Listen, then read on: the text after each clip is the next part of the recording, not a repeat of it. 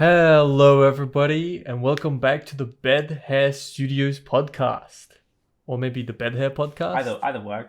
Either one, either or. Today we'll be talking about the game of the month, which is the Case of the Golden Idol. Very, very exciting, exciting game to cover. Yeah, was recommended this game by Gabriel, who, after hearing both of our enthusiasm from Return of the Obra Dinn, suggested this game. And I can see the comparison. I know you, Max, haven't played Obra Dinn per se, but they follow a similar puzzle-solving scheme. One in which this game, personally, I think does it better. But that is neither here nor there. We'll jump right into the review. What were your first impressions, Max, of the game Case of the Golden Idol? My first impressions, I think I quite like the art style. I think when you load into the game, it's very fresh, Don't often see the whole high detail pixel art like you see in the Case of the Golden Idol. It's quite stylized. Like the characters aren't drawn like they are in a lot of other games. It's like a almost caricature-esque, So I think that the art style was a breath of fresh air. Yeah, agreed. In terms of first impressions, I think it's got a good tutorial when you just launch into the game. You kind of get the gist of what's happening. Yeah. Although to be fair, I did have some help from our friend Gabriel Don because I was on a voice call. In terms of just the UI. Yeah. I was gonna say, regarding the tutorial / intro level, I thought it was really impressive how they managed to pack such intuitive design into such a level, so much so that you really didn't need your hand held whatsoever in that first level. Like, it's a basic premise. Person 1 lures person 2 because he was going to get a bigger cut of the money and then pushes him off a cliff. It's like, you can basically figure...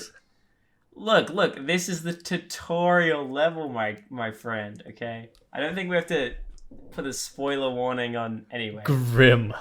Anyway, I thought it was really impressive how cleanly they did the tutorial. And yeah, I agree. Despite its ease, there were little detective things that you can piece together on your own that were greater than just the basic person killed person, that's it.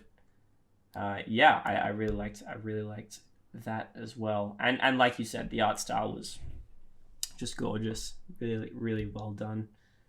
I think it's kind of funny actually, in terms of the tutorial, that I actually discovered by the, I think, third level, that you can actually move the little clues at the bottom. Oh yeah, no, I didn't know that until, I think it would have been the 4th or 5th, maybe. Little stuff like that. Oh, when did you find out you couldn't pull up the bar with the space bar, the thinking zone? Oh, I mean, I didn't know that. Yeah. I only found out on like the second last level. It's funny. But I think the funny part was Gabe didn't know that you could rearrange them.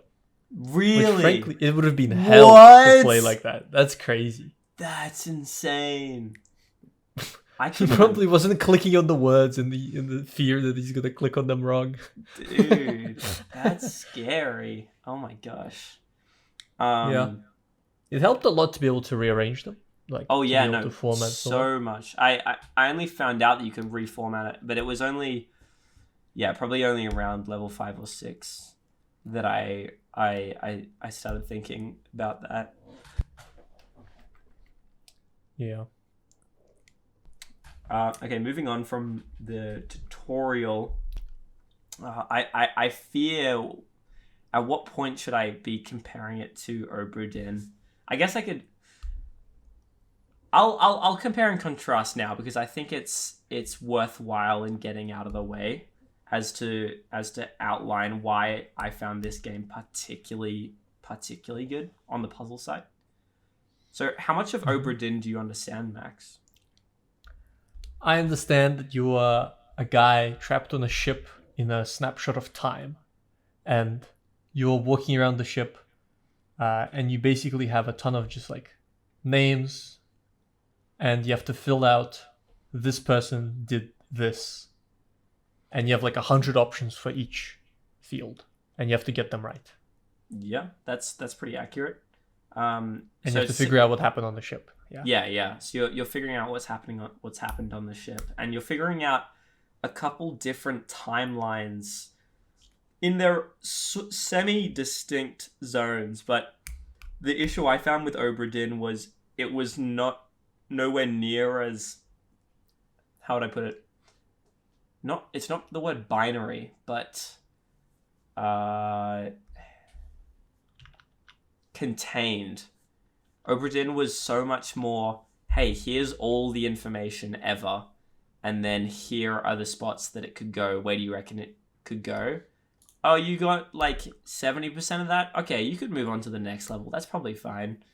And just imagine that stacking up. Imagine in this game, like if you got most of it right and then just kept moving on, and then all your clues stacked up in between levels, like it gets out of hand kind of quickly. And I was just left, pun intended, out of my depth in the case of the Return of the Obra Dinn.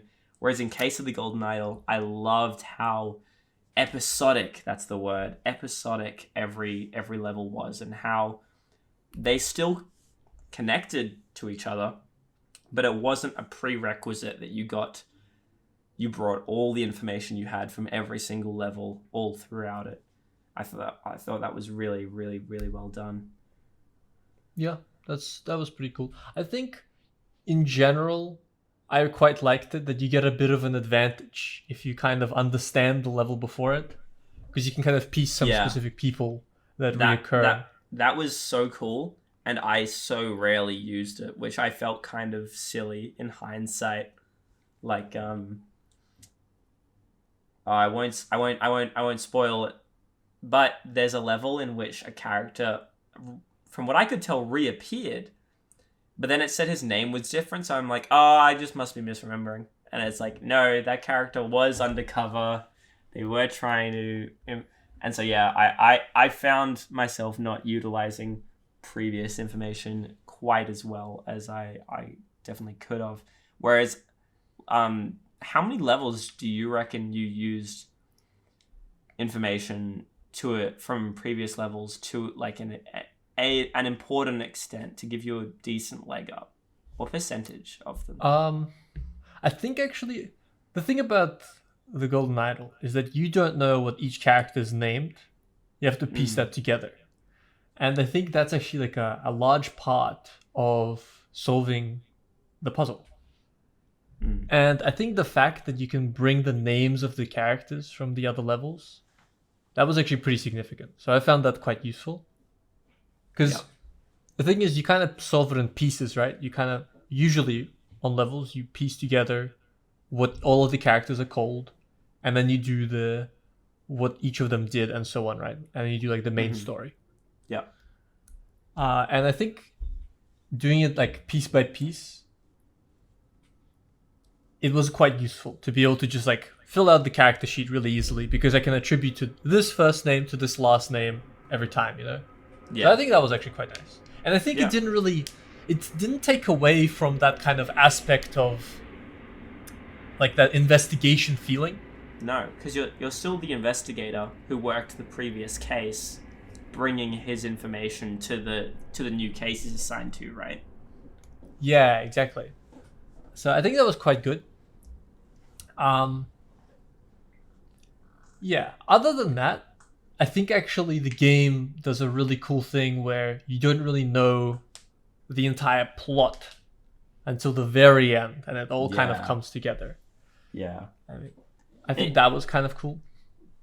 That idea is feels difficult to match in detective games, because in a detective show, the director gets to pick all the information, the order that you find said information, the order that you make said connections. Whereas in a detective game, you are given access to technically enough information right out of the gate to know what the correct answer is. And to see that they have figured out ways to set up twists in the middle of a level where you think, oh no, I know how it is. It's this way. And then, like you said, your assumptions get retested and broken, forcing you to come up with the true solution, almost like these awesome detective shows, is a really, really cool feeling. I thought that was really interesting, how they managed to capture that feel in a way that I thought was really clever. Yeah, I think those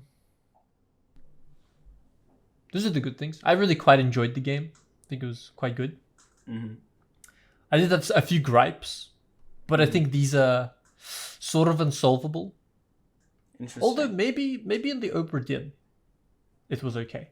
But my problem was that at times, just like by sheer luck, I think I solved like one case by just like, or at least getting to the point where you have like a little hint. Because once you have 2 fields or less, only 2 fields or less wrong, then you get the pop-up, which says you only have 2 or less fields wrong. Yeah. Which kind of took away a bit of it, because sometimes I would have like a wrong conclusion and I would think of it and it would be just wrong. But because of that, I would know there's only 2 fields that are wrong. Yeah. And it would kind of like almost make me do trial and error kind of. Yeah. I'll admit, some of the levels I definitely did do the trial and error thing. Sometimes intentionally, sometimes unintentionally. And the ones that I did it intentionally, I mean, clearly they just weren't as fun. But also the ones I did it unintentionally, where scenarios like what you just described, where I'd almost get it and then it sort of fills in the rest for me by proxy. It wasn't as satisfying, but knowing that I got 90% of the story rather than just the final little detail wasn't as unsatisfying to me. But I do agree, I almost wish it punished me for just block spamming, if that makes sense. Yeah, that's what felt quite bad. Because, yeah. At times I would just like put a lot of blocks in, thinking like, oh, it's not this person that did this. Okay, what about this person? You know? Yeah. And it's not quite methodical. It's easy to fall into that trap. Sorry.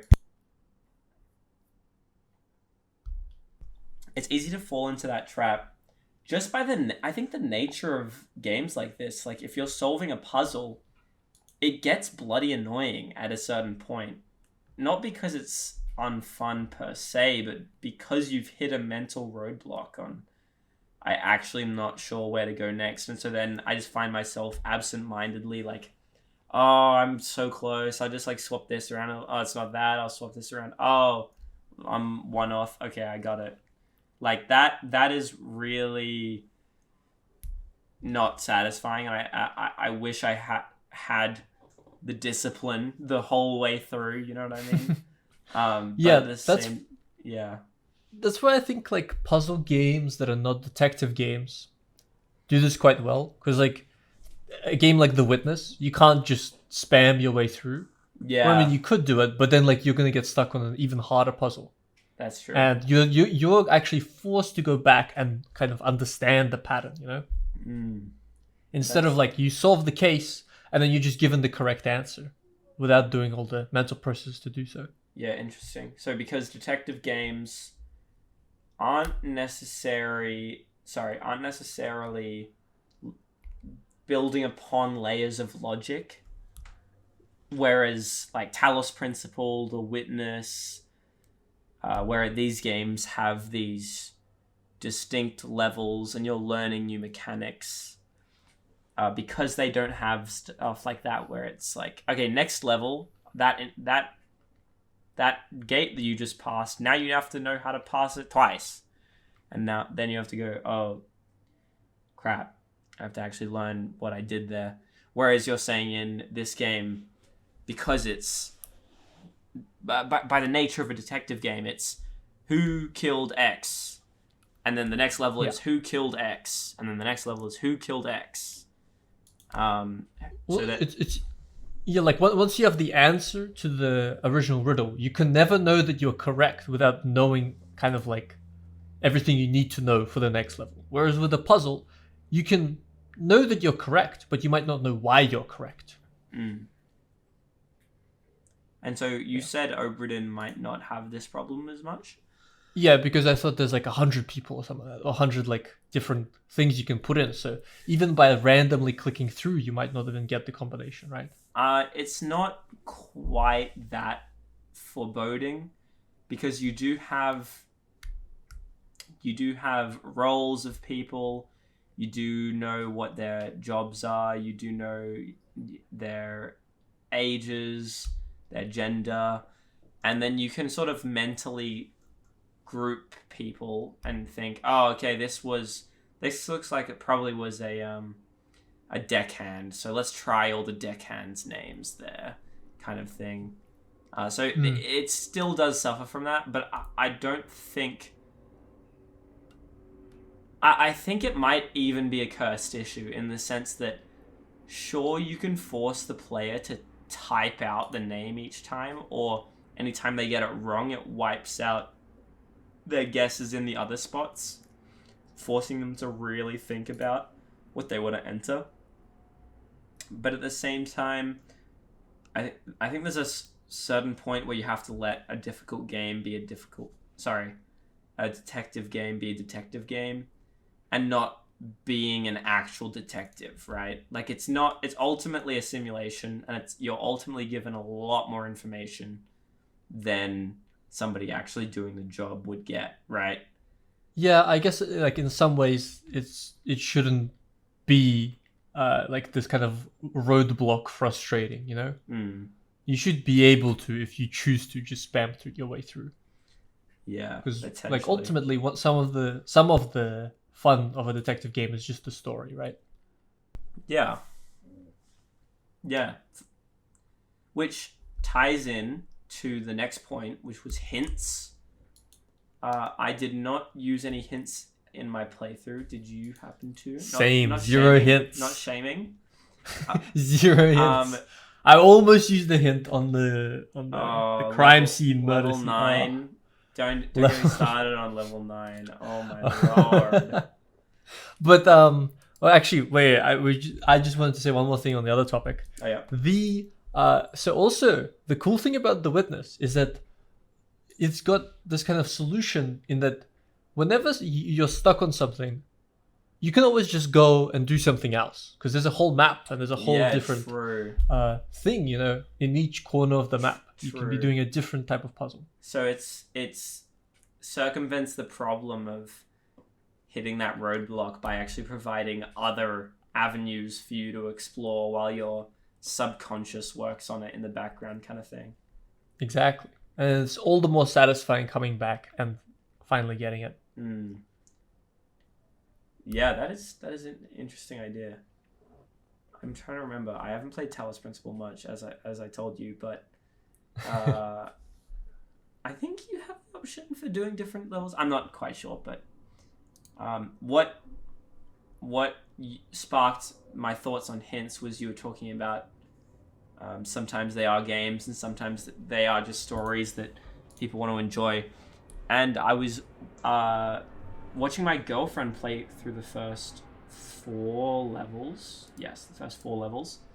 And she got really stuck on level 3. Was really frustrated with one point that she had that she was struggling on, and she went to go for a hint, And a really interesting thing happens when you go for a hint. You press the hint button, and then it says, 1, have you checked your typos? 2, have you second questioned your assumptions? And 3, have you, I'm not sure, other piece of good advice. And then underneath all that, it says, we'd recommend you do all that, but if you really would like the hint, come back here and then we will test you to make you earn the hint or something like that. And she read that and she was just like, oh, fuck that. I'll get it without the hint or whatever. And I thought it was the most genius game development design to really push your players to push past the need for a hint while still having that carrot dangling in front of their face. You know what I mean? I thought it was that's interesting. It was a really, really cool solution to the puzzle game's problem with hints. You know what I mean? Yeah. That's pretty cool. I don't even know what the But test now is. I actually kind of want to know what the hints are. Yeah. I also don't know what the test is, that because it said something like you'll have to do a test to prove that you deserve the hint or something like that. And it's a really, really interesting way of just putting all those layers of friction in front of what I think most would agree are probably the, killers of fun in puzzle games. Because it's a weird dichotomy where if you need to be able to get past this part, then you sort of want a hint to be available, but at the same time, giving the players the hint is, I'd say, probably negatively affects the experience. You know what I mean? Yeah, I think also another thing is once you take one hint, Yeah, you're much more predisposed to take another hint that's in true. the future. That's true. That is true. Struggle past the pain. And yeah, she didn't take the hint and she solved the case, which was pretty wicked. Maybe clicking on the hint button was the hint all along. Maybe the hint was with us. It wasn't about the hints we found. It was about the hints we made on the way. Okay, now you can start talking, Max. Very true. Yeah. Well, what were you gonna talk about actually? Sorry. Pre the witness. Pre the witness. I was just talking about hints and that's right. Paloma's experience with them that I found really, really interesting. Yeah. It's also, on the subject of Paloma playing it, it's also a really accessible game because it's super intuitive. The UI is super intuitive. You're just clicking around, clicking on information, and anyone knows how to solve a case. Deep in their bones. For sure, you don't need a lot of the intuitive game knowledge. Like no, WASD and stuff like that. You don't need to be a quote unquote gamer. To play and love this game, which I thought was really cool. Yeah.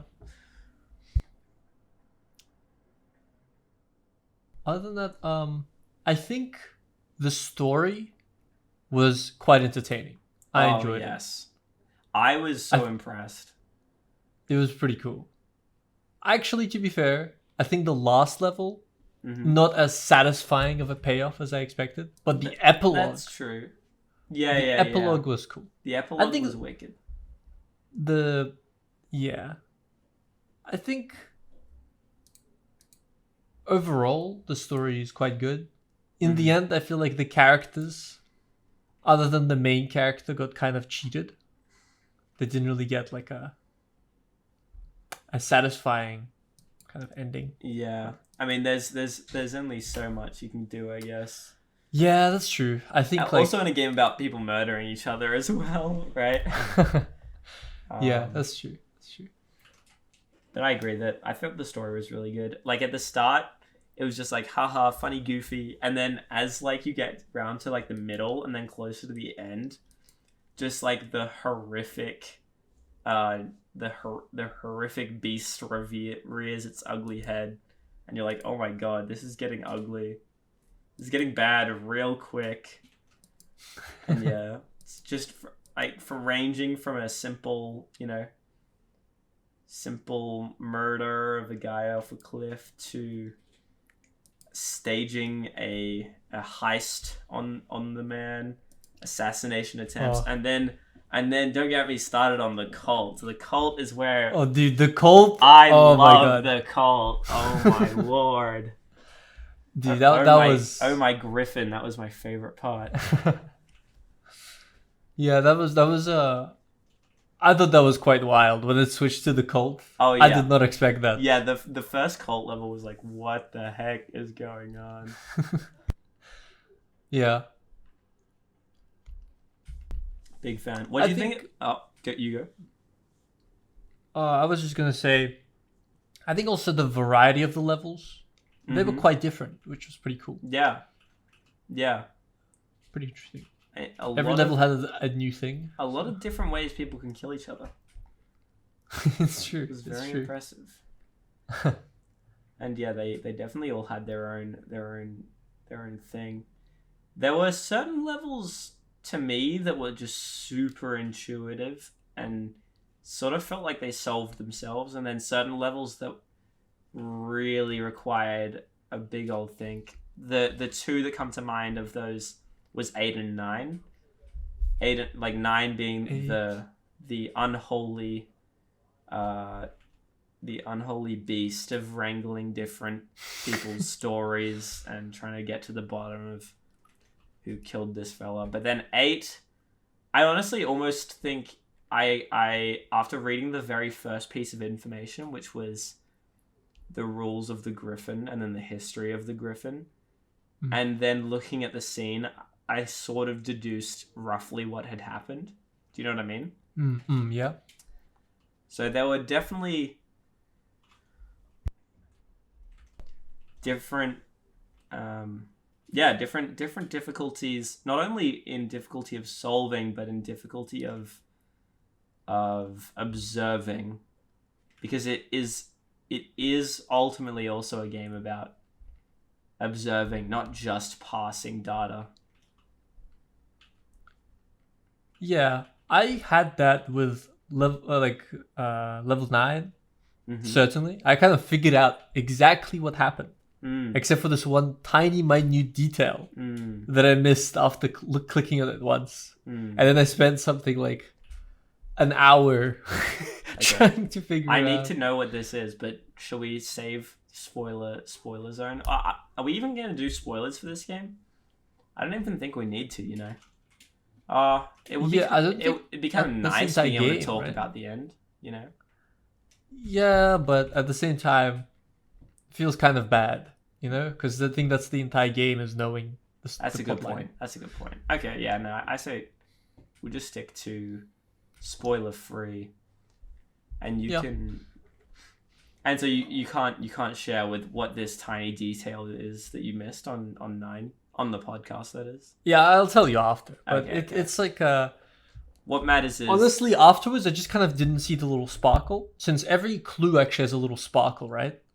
But once you click on it, it turns red, right? Oh, okay. But it was kind of like it kind of blended in for me. Was it near the bottom of the screen? Yes. Oh, I think I know exactly what you're talking about then. Yeah. Yeah. Oh my That's gosh. unfortunate. That's very unfortunate. That is very unfortunate. I think also I quite like the density of the red herrings. Maybe a little more. But I think it was a good amount. I agree. I think it was a very good amount. I enjoyed. I think it was just kind of fun clicking on things. So even if it didn't give me a clue, it just gave me a bit of lore. And it was also just like nice world building. Just seeing a couple things here and there. Yeah. Finding out what's in people's pockets is. For sure. And also it was quite fun. Just like it was quite actually good writing. It was quite funny, I found. Oh, I was also impressed with the comedy and the humor. Like the amount of gags that they fit in some visual, some written. God, I love Peter Batley. Big fan of he's Peter so Batley. funny. I loved his little. This one character draws a little picture of him fighting a tiger. I think he says, and he says like, Miss Jessica, I would fight and kill a tiger for you or something in like crayon. It's so good. But Yeah, I think I actually found that his note to his own uncle was incredibly funny. Oh yeah, that was Peak. beautiful. That Peak. was so good. No spoilers, but peak. Yeah, I want to talk about it, but no, save it. It's a very fun one. Yeah, he's a funny character. He's quite often a bit of a mad little fella. I think it was also quite fun that you kind of have to move around the kind of space. You don't just stay on one screen. Gave it a little bit of I think it made the game a lot more intuitive, spacing out the clues like that. It made it more intuitive, but I also felt it also made it feel a bit like, you know, the escape rooms where you find out more information, like you delve into behind the next painting and they're like, oh my gosh, there's even more back here. Like that feeling of discovery of going through each level and being like, this is a 4-panel level? They've got 4 panels now? That's crazy. That's true. I thought that was really fun. And yeah, there was some really, really good levels that utilized that well. Also, the kind of going into somebody's pockets or something, and then going even further, like inside of something, inside their pockets. And then opening the book that's in the bag that's in there. Yeah. That was quite fun. That was cool. Also, there was in level 9, actually, one of the testimonies, this is not really a spoiler, is that they were playing chess and they were close to winning when the murder happened. Yeah. And you can go outside and click on the little chess house. Yeah. And click on the chessboard. Yeah. And I thought it would have been really funny if they made it so you have to check if they were actually close to winning or not. know. Wait. They were close to winning. No way. What? No. I thought they were. Wait. Well, it was quite close in both directions. It was kind of a silly game in general, I guess, is what I would say. Oh, I see. I must be misremembering. I thought black was close, but anyway.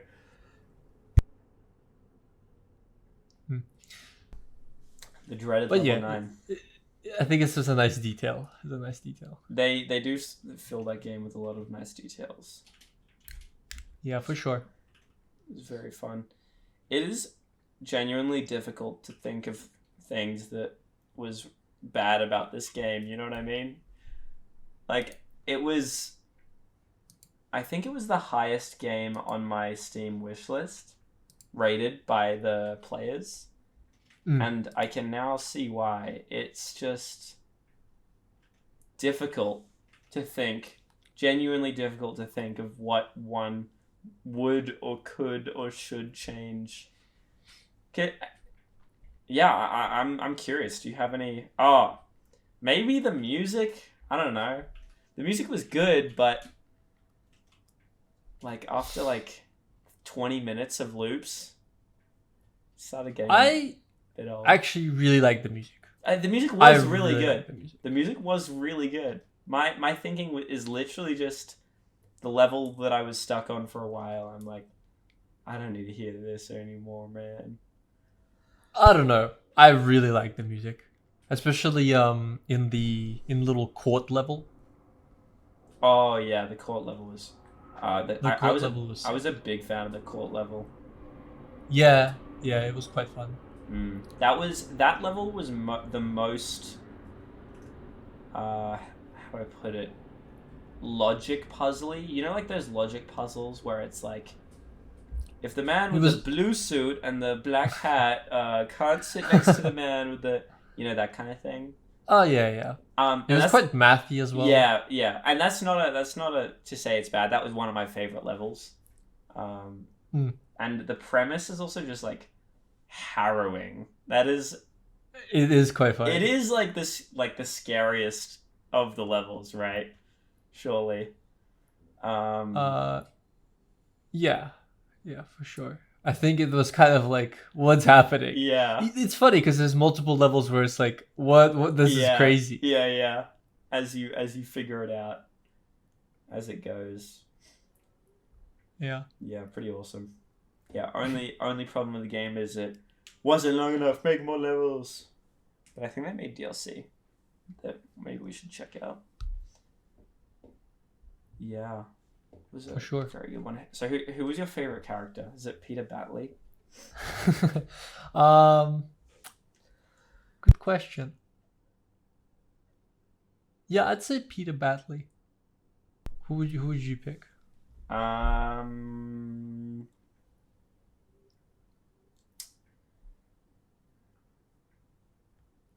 Maybe Edmund Cloudsley, just because he's a sturdy motherfucker. That's true. He's Uh, dude. The scene of seeing him in a little chest. oh, dude, that was so funny. That's him. What the heck? Oh my gosh! All the Titans have fallen. Did you have a favorite level versus a least favorite level?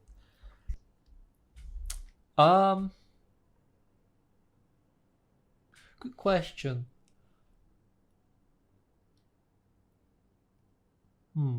Least favorite, I would say level 9.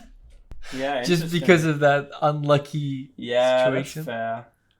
I came across the level 9 solution in what felt very fair, a very fair way. Like it was literally just an amount of cross referencing, and then I saw something didn't add up. Yeah. So, and then your favorite?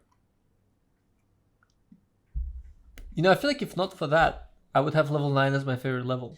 Yeah, wow. But because of that, yeah, I would say the court level. Yeah, that's fair. Yeah, the court level's awesome. How awesome is it that like they ramp up the stakes and the tension so well, but not only that, the quality of the levels keeps going up. You know what I mean? Yeah. Like it's quite cool. It is. Oh, that's right. I remember making this observation. This game is one of the games where I have seen the highest completion rates on the achievements. If you go to like global achievements, the percentage of people that have solved the 11th case, the final case in the game, who own this game is 62%. Yeah, that's crazy. That's insane. Like, that's crazy. You'll see, that's above the average game download rate, really. Yeah, right? Like, you'll see games that you're like, damn, I love this game, and then you check the global achievements. Don't worry, that was my my speaker. You'll see like one of your favorite games, and you check the achievements, and it's like 23% complete the tutorial, or like shit like that. And it's like, these numbers blew my mind. The retention and completion of players of this game, it's very impressive. Yeah, solid, very solid game. I kind of wish there were like more Easter eggs, but that's just like to make it like perfect. I think the game as itself is just good. Is really good. Yeah, I feel like it could has such big potential in terms of Easter eggs. You know, I mean that's true. Yeah, there is a point where you do just have to ship your game, right? And then if we're saying like they could have had more Easter eggs, we are really getting down to like, oh my gosh, the bottom of the barrel as far as stages. That's true. Which is so impressive. In some ways, it's commendable that everything in the level is important for the level. You know, bar the red herring and stuff.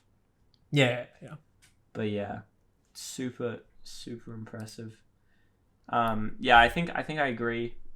Maybe level 10 is my favorite, or or level 7, because I thought the introduction of the cult was really amusing, and finding out all of their little customs in that level was really fun.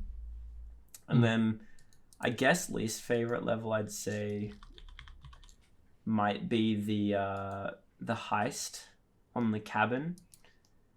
That for not a particular reason, I just found it.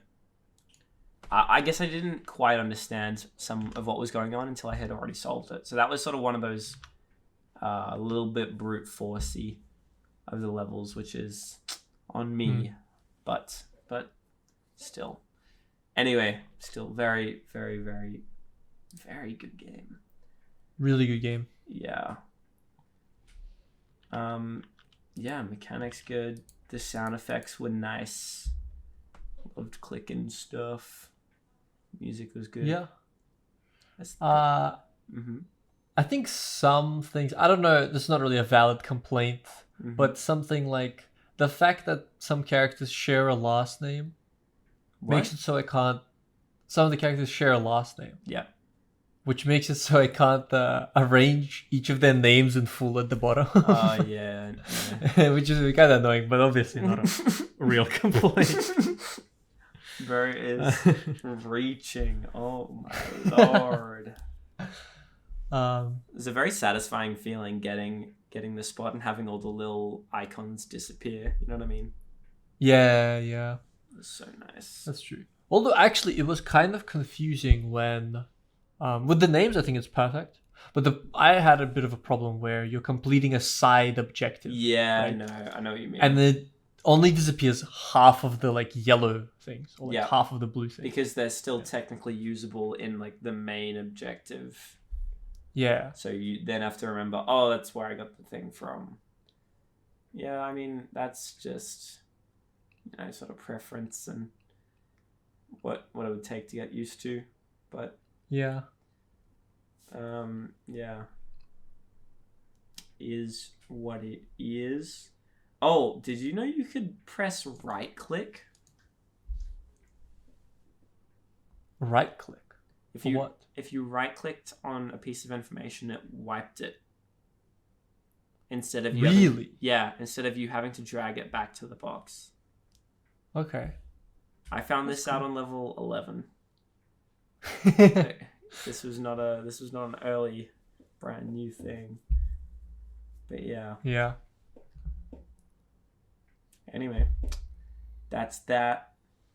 I also think the cult haven't figured out regarding disputes. Just leave it. That's true. That was amazing. Leave it up to the Griffin to decide. Who are we mere mortals to decide on who's right and wrong? I found it incredibly funny. It was so good. The ritual. Yeah, the rituals are beautiful. The ritual of discord. And also the names of them. What was the ritual for like the brand new? Like ritual of squabbles or something like that. Oh yeah. Yeah. There was some bloody good jokes. Yep, the aesthetic and vibe were really good. It was really, really beautifully done. The loop thing caught me a little. I found it a little strange, like right at the start, but I got so used to it, and it was actually really good for contextualizing the loop. So you know how like it plays animation and then plays the animation in reverse, and that's everyone's animation for this. Yeah. Just that little thing. But that's. I thought that was quite intuitive. I liked it. I liked it as well. I liked it as well. Especially on the level with Edmund Cloudsley in the chest. I think it looked so nice. That one was awesome. So clean. Yeah. That was sick. I'm not sure how much more there is to talk about. It's just a good game, right? Yeah. Go play it. Like because there's a certain point where do you reckon it's harder to talk about good stuff than bad stuff? Yeah, I would tend to agree. Unless it's something extremely unique in Mm. what it does. Mm. And I guess if you are better informed on the medium, then you'd probably be able to speak in better detail why it's good. You know what I mean? Yeah. If we had other games, other similar games to draw upon. So stay tuned in, and you guys will get to see the evolution of our observations as they delve all the deeper into these juicy games that we play. Okay, what out of 10 are you gonna give it? Hmm. I'm considering ditching the bell curve. By the way, I was thinking about this. What? Yeah, I'm No. I'm thinking That's a bad take. I'm thinking it's more interesting if you ditch the No, bell because curve. then most things are just gonna be like, yeah, this is a 9. Yeah, this is a But that's not. Oh, 8.5. right. This is a 9.5. Right. I see. There's gonna be so many 10s. 10 is like a perfect score. 10 is crazy. No, but then you can bust out the 11s if you need to. Okay, that's a meaningless rating system. No. But instead of a bell curve, you do a flat curve. So equal distribution of all the numbers. Exactly. Yeah, a uniform distribution. But There's too many 10s. But a bell curve isn't a uniform distribution. Yeah, that's why the bell curve is cool. Right. Because it has meaning. But in a flat distribution, you in theory shouldn't be getting any, like, you shouldn't be getting just 10s and 9s and 8s and whatever. Yeah, but it's unlikely we'll play anything that's not like Yeah, that's actually a good point. highly rated. That's a good point. So I don't want to probably not going to be playing. I do not want to be playing ones. That is a Yeah. grim reality. Yeah. No, that's anyways. fair. That makes the bell curve make much more sense. Anyway, what's your rating? I would give Case of the Golden Idol 9 Peter Batleys out of 10. 9 Peter Batleys out of 10. Yeah. Hopefully I got the last name right. That I think is correct. I'm pretty sure that's correct. Yeah, I think I have to agree. I'm gonna say 9.1 Lazarus Yeah, okay. Hursts out of 10. Okay. Yeah, there we go. Just to flex on you. Very good game. Play it. We did not spoil anything, which I'm very happy about, because this is a game that deserves to be discovered and deserves your attention. Yeah, it's wicked. That's the quote line. It's wicked. It's faux show. Faux show. Faux show. Cool. Well, Wow. That should be that. Thanks for tuning in, listening in on our review of the Case of the Golden Idol. Tune in again in 2 weeks' time when we will be reviewing a mammoth of a historical text. That is Crime and Punishment by... Can you pronounce his name? I don't want to pronounce his name. Fyodor Dostoevsky. Nice. Very, very excited for that as well. As you, the viewer, should be too. Anyway. Faux show. I think it's gonna be a episode for the ages. It very much will be. Very much will be. Well. Oh my gosh, Max, can you believe I forgot to do the whole, like, I've been sick recently, I'm probably going to sound different this episode. And then proceed to sound exactly the same. You know that thing? Everyone does that thing. It's true. Anyway. Maybe we're just better, though. That is true. Maybe we are just better. That'll be us. Ari and Max from BHS Studios. Thank you for tuning in. And we'll see you when we see you. Bed hair Ka-chow. out.